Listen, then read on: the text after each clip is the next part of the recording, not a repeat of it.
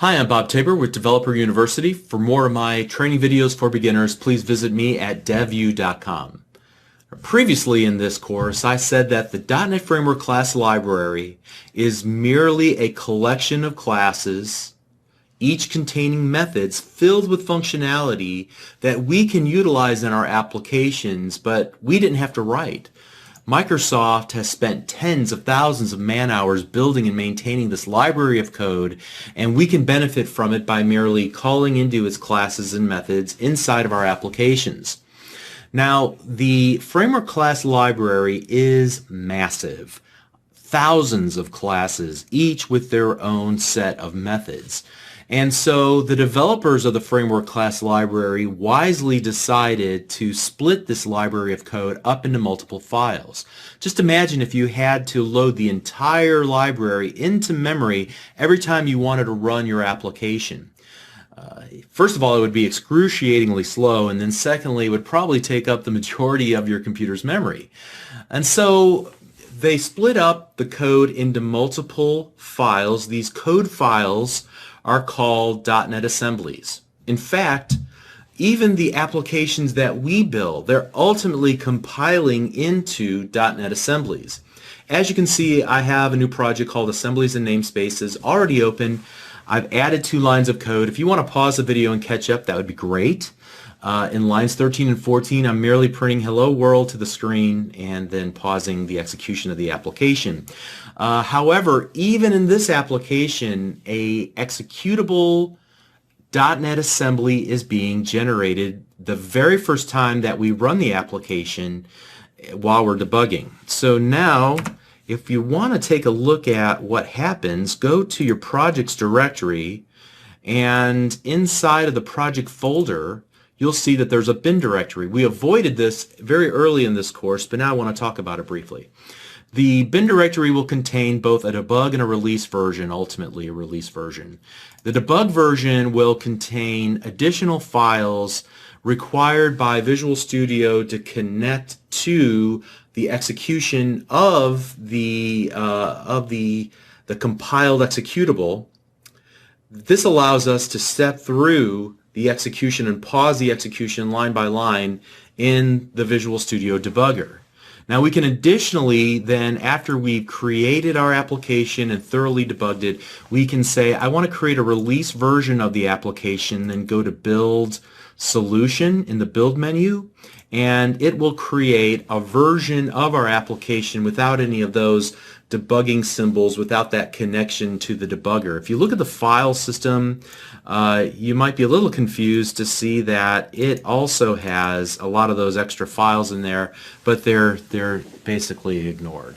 But that is what's going on behind the scenes. Notice that in each of these cases, we're building an executable file that will run, and we could even just double click it and run the application from here like we did before, right? Now that is different from the type of .NET assembly that allows you to create a library of code that can be shared across multiple projects. In that case, you'd be compiling a project into a .dll file extension. And we can create a code library. I'll show you how to do that in another video. But at any rate, the .NET framework has to already be installed on any computer where you want your application to work or to run. Fortunately, basically every copy of Windows already has the .NET Framework runtime and the class libraries installed in a location that's globally accessible called the Global Assembly Cache. And so every .NET application can reference the same set of assemblies in that one spot on your hard drive.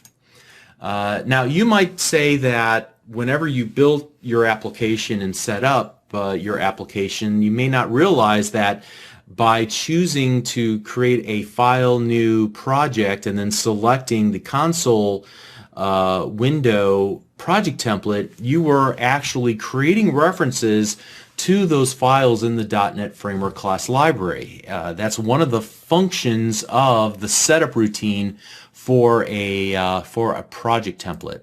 So if you take a look at the references node underneath your project in the Solution Explorer over here on the right hand side, you'll see that there are some references already to these things like system, system.core, system.data, system.net, and so on. All right.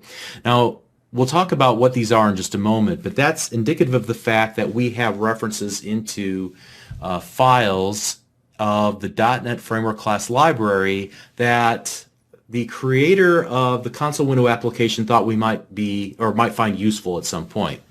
All right, so we'll come back to that in just a moment.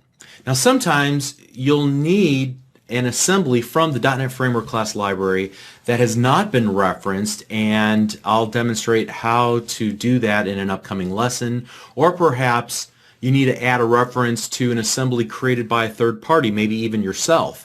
I'll demonstrate not only how to create your own class library, but then also how to create references to third-party assemblies as well. Again, there are tens of thousands of classes defined in the full .NET Framework class library.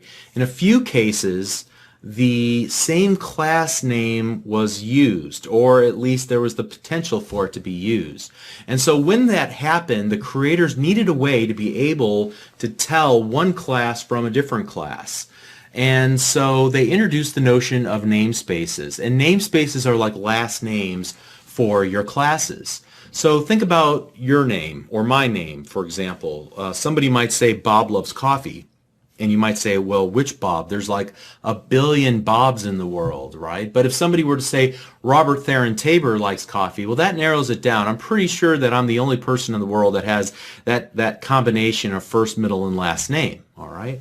So I could either use the full name, Robert Theron Tabor, to reference one person, or once we understand the context of who we're talking about, maybe we're talking about only people in this room, then you might say, well, Bob likes coffee, he's the only Bob in this room, so they must be talking about Bob, right? So the same idea works with your code. We could use the full name of the classes that we need inside of our application. So for example, the full name of the console class is actually system.console.writeLine, all right, or the system.console class, right? That's the full name of the class, and then we're calling the method in that class. However, you'll notice that I didn't have to use the word system here. Why not? Well, because we used a using statement at the very outset of this code file, which says, I want you to look inside of these namespaces whenever you find a class reference that you don't recognize. And so the C# compiler, it finds the word console and it says, I wonder where that came from. And it begins to look through the namespaces listed in the code file, and it says, oh yeah, I found a class name called console inside of a namespace called system. All right, and so it thinks, all right, well, that must be the console class that he's talking about. Now, occasionally you might have two classes with the same name and you've added using statements for each of these inside of your code file. When that happens, you merely need to disambiguate by adding the full name of the class instead of relying simply on the using statement. Now you'll notice here that by default the program.cs file has a number of different using statements. In my text editor, they're kind of faded out a little bit, which indicates to me that they're not being utilized at this moment. So we could remove unused using statements from our code and our code will compile just fine. Again, this is a convenience for us that was set up for us by whoever created the project template for a console window application. So to further illustrate this idea, let's talk about how we can go about using the .NET Framework class library to do meaningful things and how we would go about finding the source code or the classes we need to do something cool in our application. So for example, maybe I want to write data to a text file. How could I go about doing that? Well, I might open up bing.com and I might search for, and I'm going to type in site Microsoft.com, so I'm going to limit the search results to just those that are returned by Microsoft.com. All right. This is going to help me find the documentation specifically created by Microsoft as opposed to third-party articles or whatever the case might be. So site:/Microsoft.com, and then I might just say write to a text file and then using C#, right? And so one of the top results are from msdn.microsoft.com, and MSDN stands for the Microsoft Developer Network. This is your primary source of information as a software developer on the Microsoft platform. And so in this case, here's a how-to article that will describe the code that we would need to write in order to write data to a file. Here's a long code example. In fact, it gives us 3 examples in one, and we could use one of these examples in our application in order to write data to a file. And we might decide to go ahead and use this second example. It comes close to what we want to work with here, and I copy it and paste it into my application. And I might remove some of the extra information here just because I don't need it. And I may need to modify this path. I believe I created a folder called Lesson 17 for this purpose. And notice that it's going to use a class name file and a method called writeAllText. Now in this particular case, notice that we already are given the full namespace of this file class, system.io.file.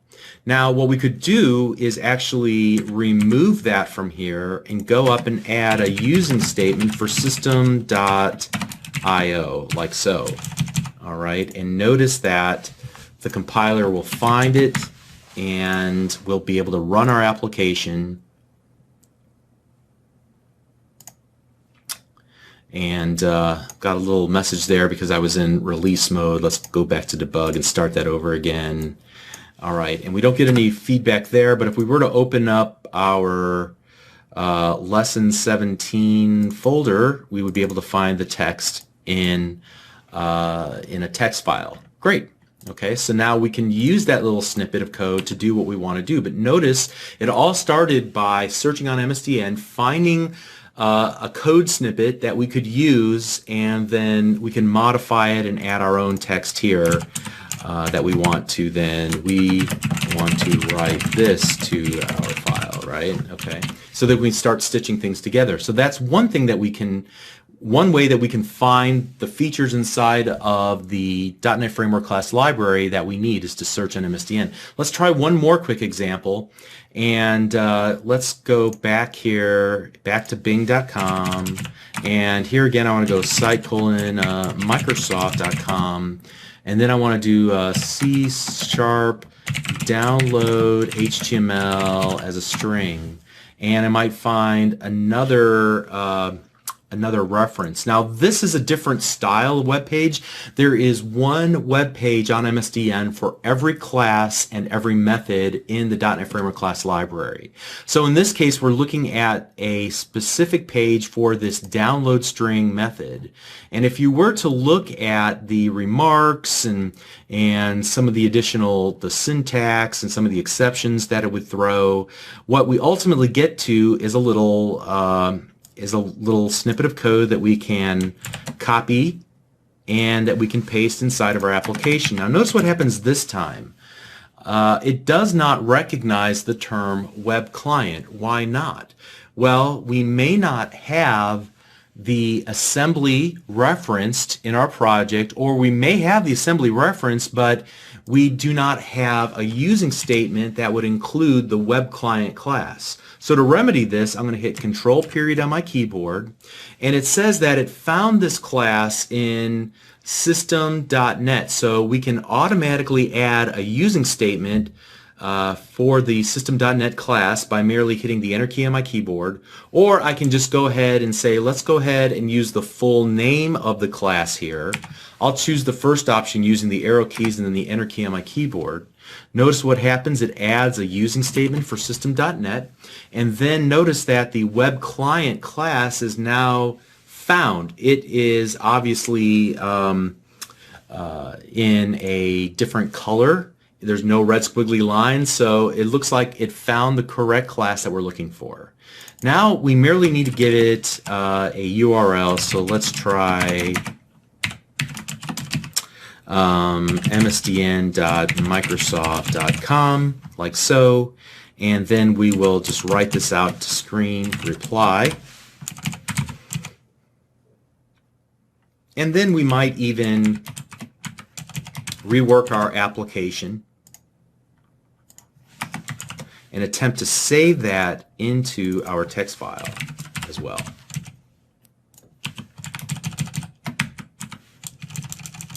All right, so let's see what we get here. Hopefully this will work. We'll run the application. All right, it took a moment, but it loaded up a bunch of HTML into our console window. We can see the closing body and the closing HTML tag. Now if we were to go back to our folder and find our lesson 17 folder and open up our text file, we see here is the full web page that we scraped off of msdn.microsoft.com. Okay, so that pretty much wraps up what I wanted to say in this lesson.